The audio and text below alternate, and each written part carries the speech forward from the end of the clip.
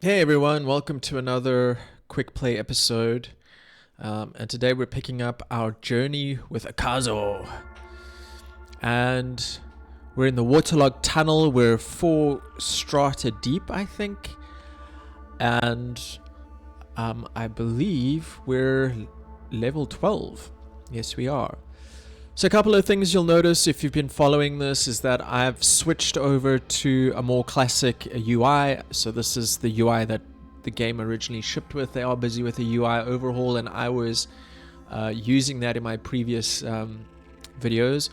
But this time around, we're using the classic UI.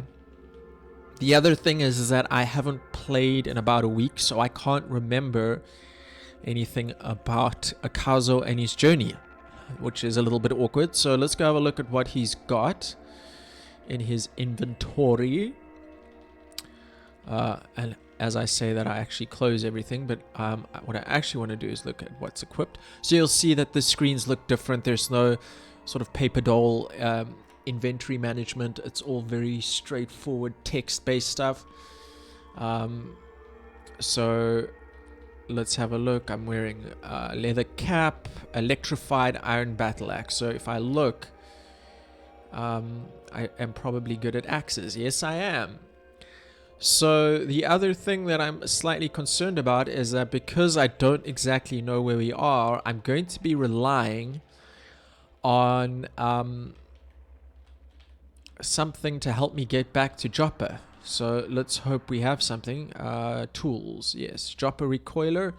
Alright, so that means we can confidently just do a bit of a wander around and get some more experience. So our character is a truekin, which means he's a pure human. And that's why everything's green, because we have night vision. Alright, so let's have a look.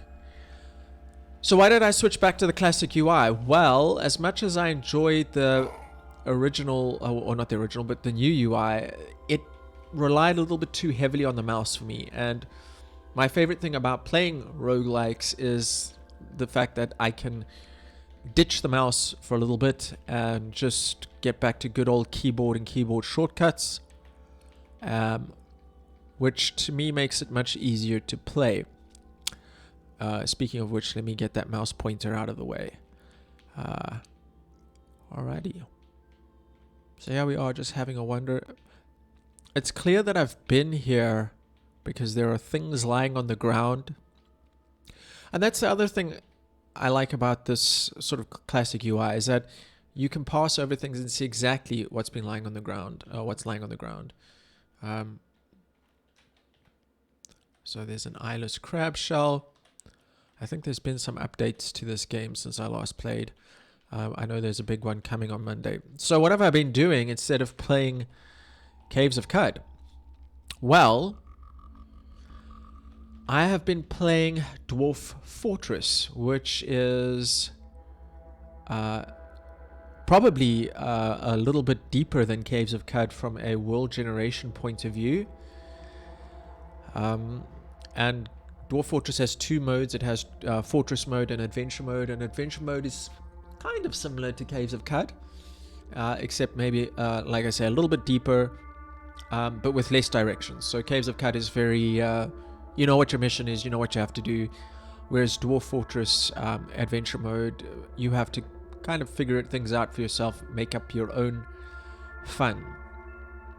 So a seed spitter just shot at me, but if you look, that seed spitter is all the way down, sort of the last red thing at the bottom right there. So the chances of him hitting me are very slim. But I'm going to hang out here and just watch the battle play out there between the bear and the millipede. They're having a go at each other. Oh, everyone's just having a go at each other. So I'm just going to hang out here. There's one, what is he? A wet cannibal. Obviously that stuff, I can't tell the difference between water. Ooh, there's a couple of things coming. Okay.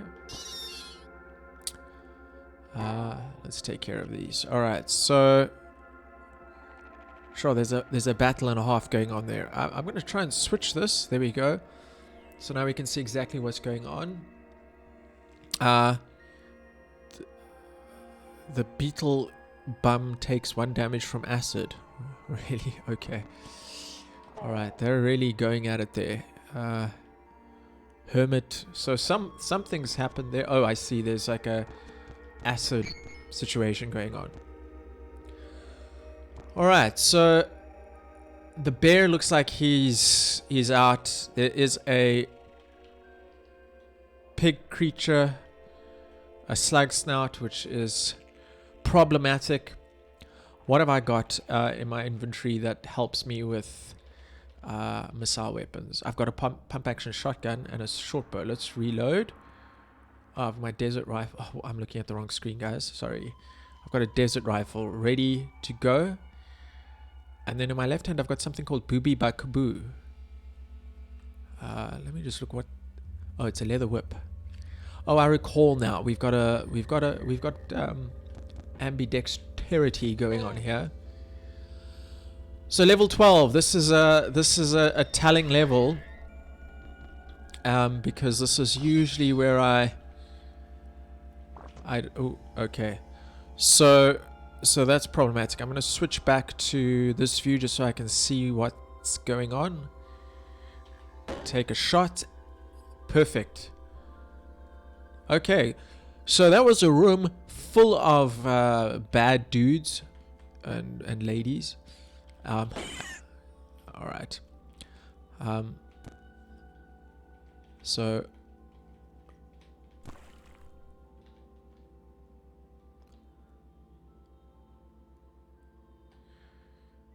I'm swimming. So the new UI has some benefits to it. There's a little bit more info on the screen at any given moment, but maybe I should switch that portion of it back on. I just don't like that sort of paper doll interface. It's very difficult to move around. Like I say, I don't really want to spend too much time clicking around with the mouse. So on top of Dwarf Fortress, which is somewhat addictive, but I think I am going to wait for the Steam release, which is going to feature better graphics. Currently, Dwarf Fortress is very ASCII based, and it's not that I have a problem with that. It's just that the other side of Dwarf Fortress is that it's currently very keyboard driven, which in a case like Caves of Cud is cool, but if you're trying to manage, 50, 60, or 100 dwarves, and you have to assign zones and all sorts of things, it's a bit tedious to do it with a keyboard. So we'll see how that pans out. I think I still will play Dwarf Fortress every now and then, just for the heck of it. And like I say, the adventure mode is a bit deeper than Caves of Cud. I mean, to give you an example, I was voyaging through one of my worlds yesterday. I encountered a small village, and when I walked into the local pub, there was a bar fight happening. A bunch of elves were, having a bit of a rumble with some of the dwarves. So that's kind of the depth that the world is simulated at. That, that sort of stuff happens. That wouldn't happen in Caves of Cud, I don't think. Well, on the other hand, we've just witnessed a bit of a situation, so I guess it does happen. Maybe I'm just being overly critical. There are a lot of slug snouts here, and they are very, very dangerous. So I've just been playing with a level 4 character, so that might be why I'm cautious, but it always pays to be cautious in Caves of Cud anyway. The Knoll Worm. Right. So it looks like my character's pretty potent, he said, going falsetto. Wading through water, wading.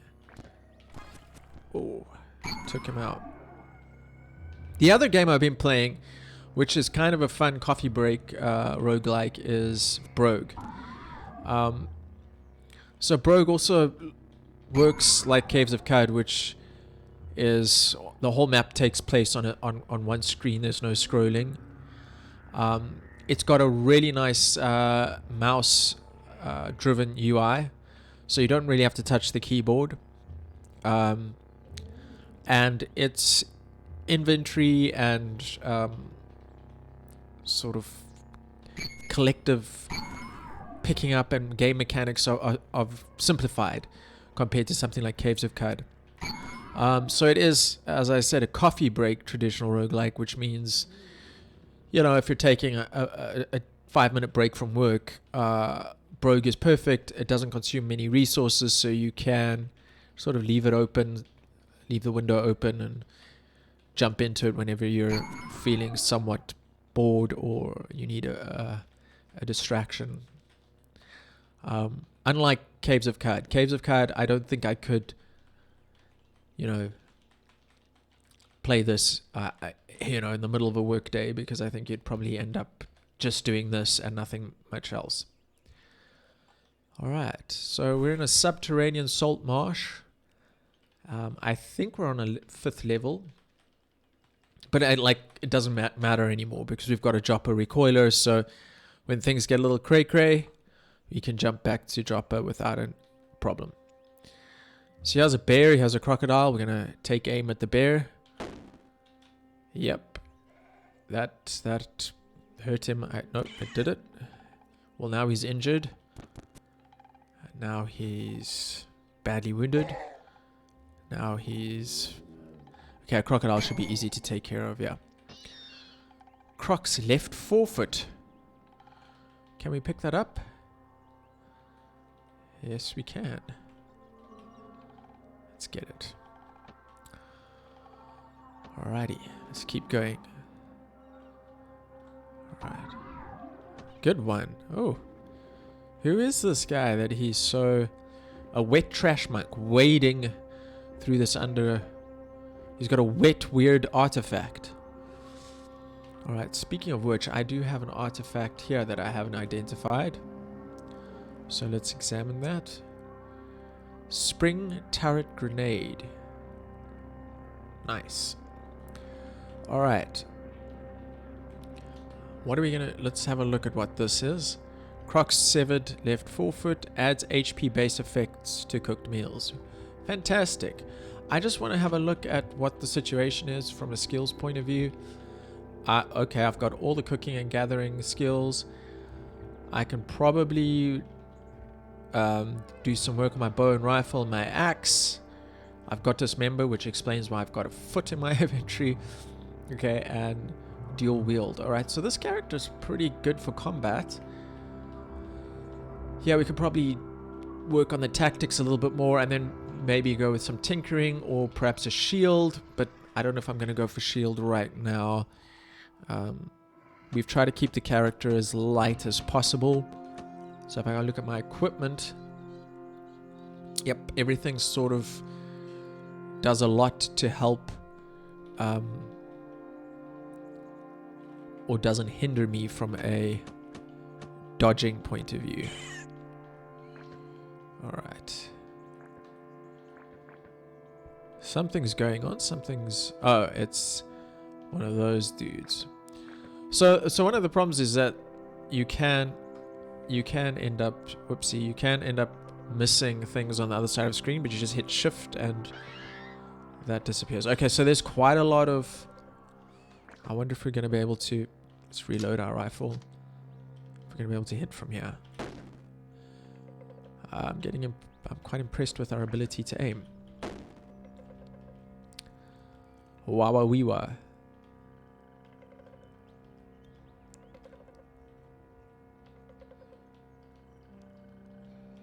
So Dwarf Fortress is a free game. If you're interested, I highly recommend it.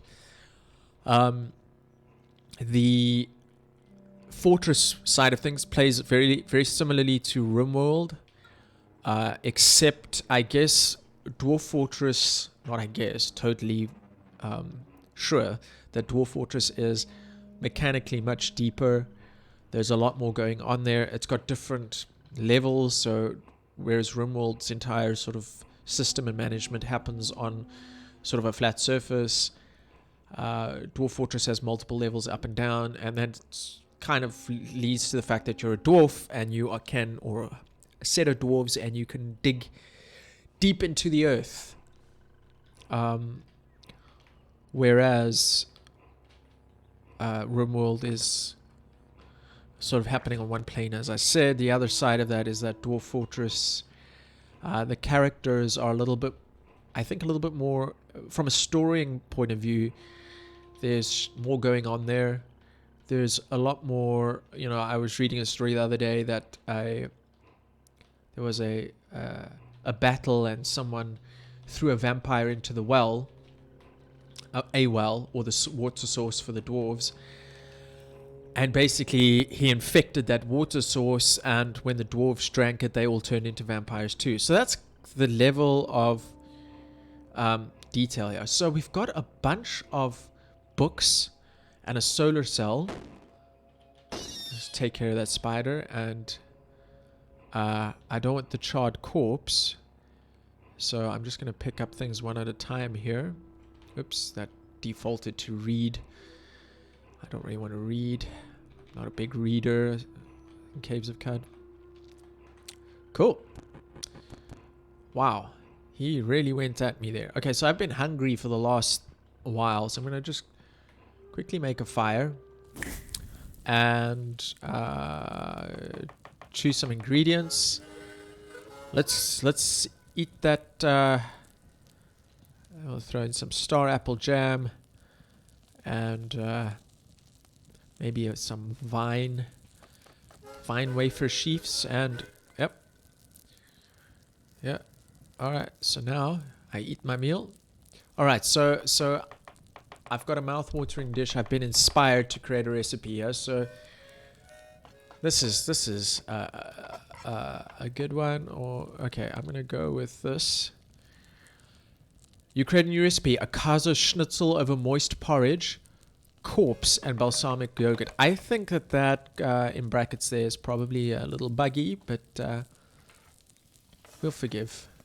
So we're sated now. We're all good. Let's keep it exploring. Alright, so there's some fish swimming in that. Oh, there we go. Millipede nest. We're taking that out before it breeds those millipede SOBs. Alright. Alright, so we have quite a bit to go before we level up. If you've been watching me play before, you'll know that I kind of...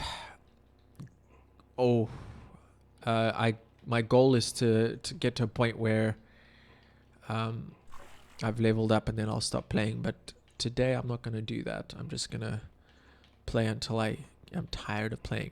Alright, so that spider over there is a voider.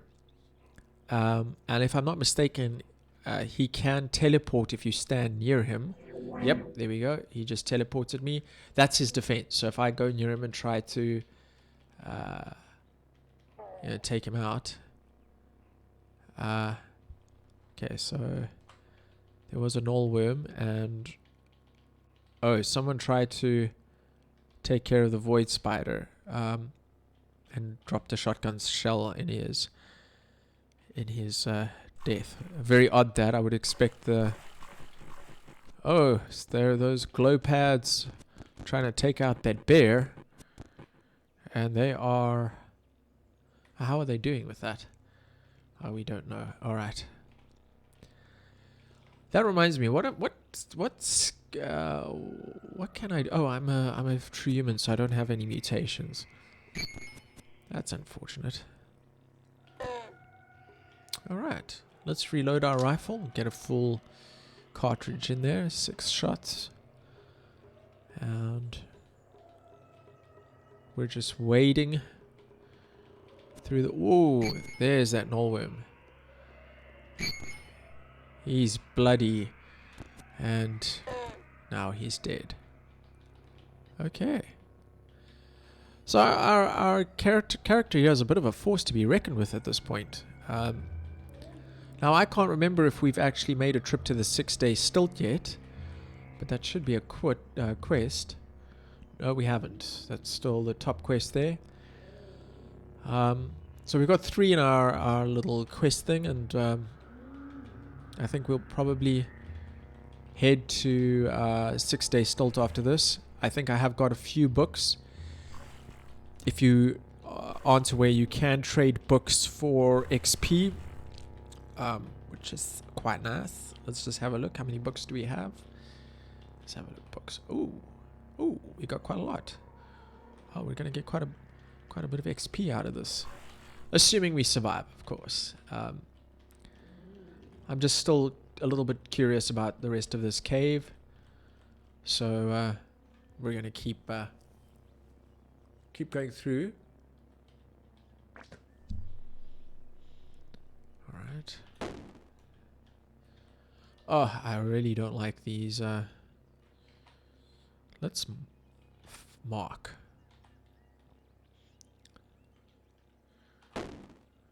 Cool. Suppressive fire. I don't know what I did there. Oh, but it locked him in place. Perfect.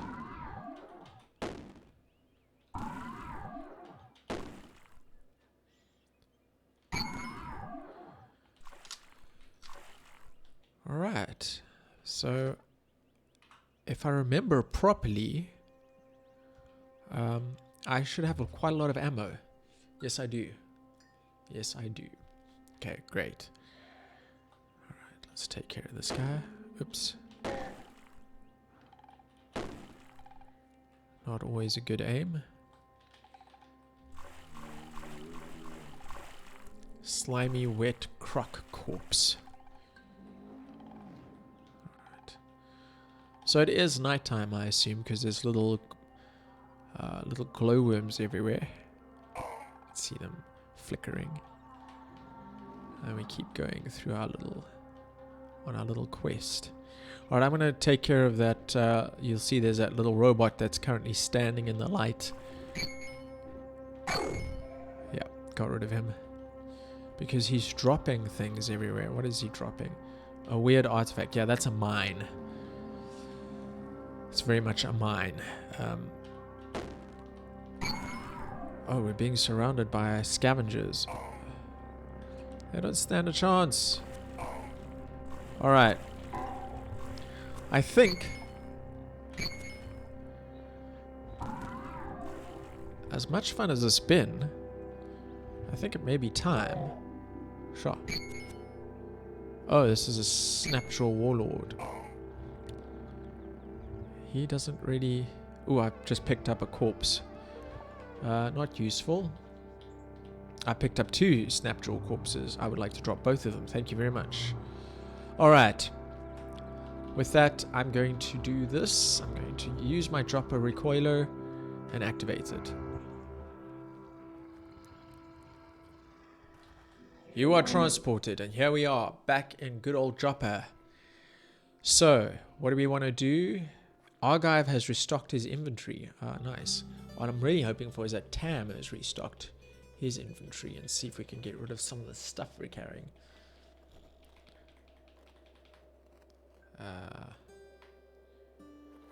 Let's trade. Let's see what we've got. Okay, so he still hasn't restocked. He's still not good with the lead slugs, but yeah.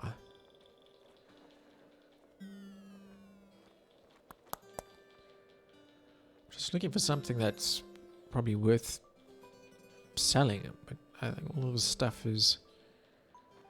So I'm keeping that glow sphere in case I take my sort of see in the dark. Okay, so we're getting rid of some of these beaded bracelets. Oh, we've still got a lot of drams. I mean, the beaded bracelets, if we look, they weigh almost nothing. So, which, you know, one kilogram or whatever it is, pound, is far greater than, you know, 33 in this case. So, okay, we're good. Alright. I do see that beaded bracelet is engraved. So let's have a look at it. 45 reputation with the Sextant Broker Cult. Oh, Ilapata the Second. All right, I remember there was a lot of Ilapata and Reshef stories. In 4377 BR, Ilapata II won a decisive victory against the combined forces of the arbitrarily worshipping precinct of Karamish at the bloody Battle of Bid. As a result of the battle, Bid was so vacant of signs of life that it was renamed Time-Worn Marsh. That's a nice little story. All right. Okay, so off we go. Oh, I recall what happened. Yeah, this was the warden went wild and killed everyone in this village. Sure. All right. Yeah, good times. All right, let's check. We've got 115 grams of water, which is good enough to trek across the desert. I think I'm just going to head into the chief's hut here and preserve some of my stuff. Preserve my fresh food. Cool. So I've got more thingies to cook with. And let's see if I preserve exotic foods. What have I got? Oh, I don't want to preserve my salve injectors. That's a terrible idea. All right. So here we go. Would you like to take a walk to the nearest stairway down? No, that was a mistake. All right. So the 6 Day Stilt is that sort of light blue thing in the top left. And I've just gotten lost, so I have to do a bit of wandering around to regain my bearings. All right.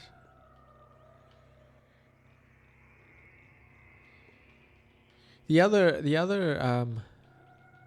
nice thing about this old interface, maybe it is in the new interface, but I can actually see how much ammo is in my missile weapons. Oh, this is like a Snapjaw. They're all hanging out together, having a war with the fish people. All right. Crazy times.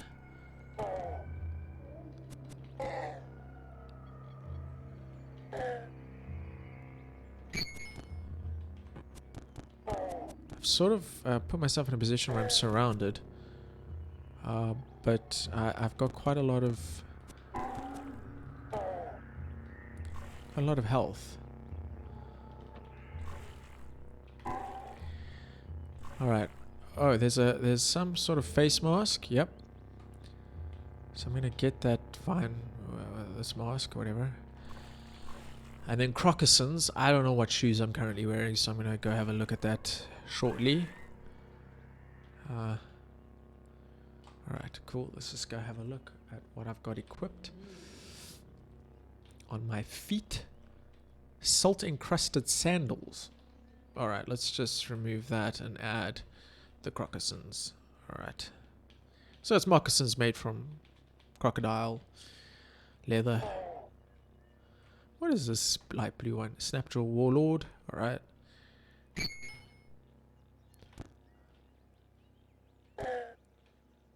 Okay.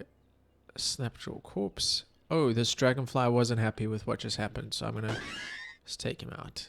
All right. I think we're good. Yep, I think we're good. Let's keep walking. Oh my gosh, I've kind of hit sort of these open plains here. And there are a lot of things happening here. A lot of people on the map here. These guys are monks, I think. These worshipper of Oborokoro. This nude, brown-skinned figure alternates between kneeling low before the shrine of Oborokoro and skulking around it observantly. Is there a shrine here? I don't see a shrine. Alright. Let's... Alright, so there's a pink monkey here, which indicates a leader. She is it a she? It is. Set in the middle of the great white head of this ape are two red eyes that gleam with a savage intellect. Snowy white fur covers the ape's hulking frame. She lifts an enormous fist and beats her chest in fury as you approach. She's loved by apes, disliked by highly entropic beings for ruining the festival of It Yara Ux. Disliked by the consortium of fighter for reprogramming their favorite robot. So she's equipped with a wool kilt, ape fur hat. Ooh, that's a bit dodgy. Alright. That's fine. Apes like me as well. I'm gonna grab these copper nuggets. Yeah. Yep. You are stunned. Oh. Oh dear. I believe that was the ape's chest that I opened. And I think what might be a good idea right now, since I've basically turned everyone on this map into an enemy, I'm gonna hit the, I think it's the V key, and I'm just gonna run, legging it. Absolutely legging it. Alright, we're still running.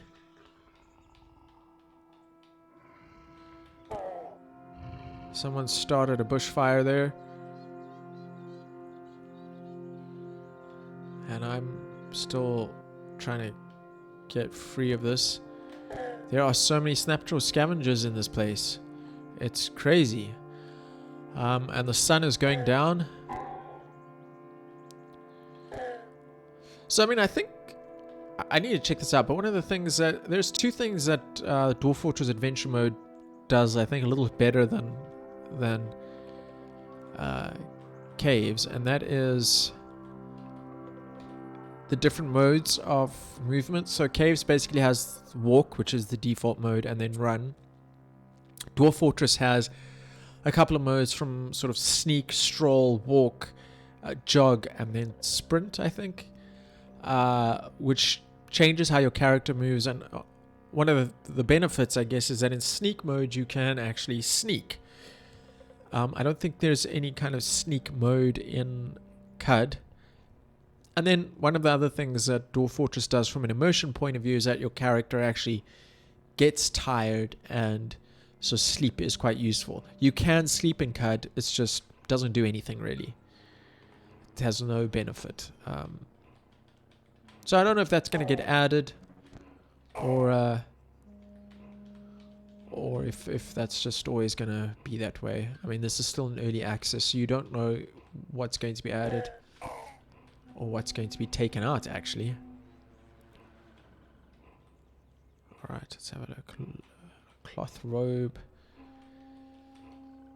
Alright, we're still lost, I believe. Let's have a look at the active effects. Yep, still lost. Taking us a bit of time to figure out where we are. Appears to be some sort of road. Oh, somebody started a bushfire here.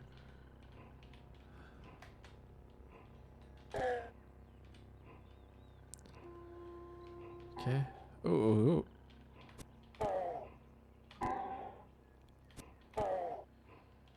So I'll check it out. I'm pretty sure you should be able to sneak, right? I mean, in theory. The other thing in Dwarf Fortress is that the characters obviously do sleep. Oh. And I've seen NPCs sleep in this game, but I think I've only seen one character, one of the bad guys, sleep. Alright, so this is my last shot. And I missed. He's wounded, and he's now dead.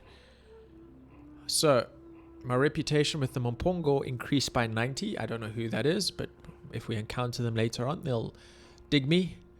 Your reputation with succulents decreased. Alright, sure. Your reputation with cragmensch increased. Alright. I don't know who all those people are, so... Oh, I've got a weird artifact. Yay. Alright, let's have a look at what this weird artifact is. Let's have a look. Examine. The flaming bronze dagger with a full chem cell. Well, you know what? I'm going to replace that cell, and by replace I mean remove it. Because you never know when you need a good chem cell. Alright.